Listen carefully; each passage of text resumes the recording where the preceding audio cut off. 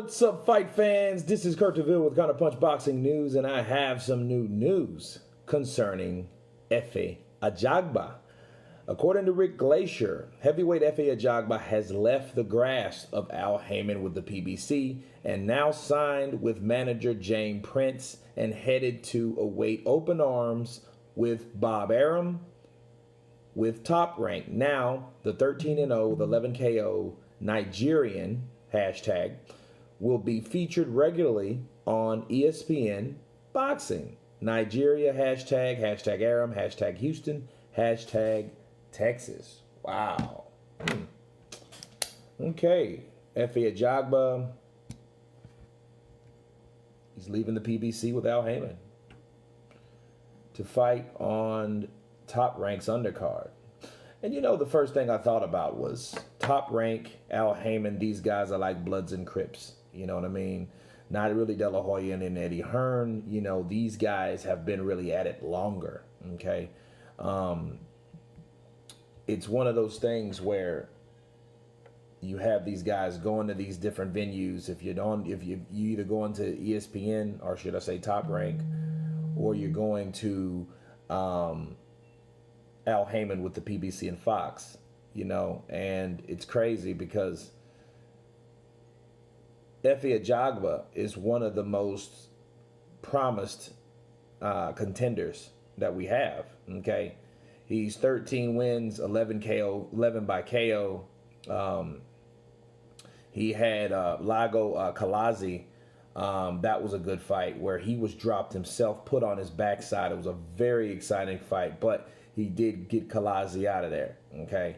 Razvan Kajanu was a pretty decent fight as well, you know, but to me, something had to happen with Al Haymon, you know, because it's no reason that Efe Ajagba would just leave PBC, you know, like that. This is a quick decision, you know, or maybe it was something that was going on that we didn't know of this whole time.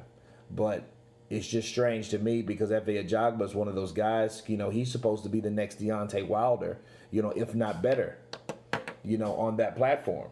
So it's kind of surprising to see Efe Ajagba leave that platform to be on ESPN.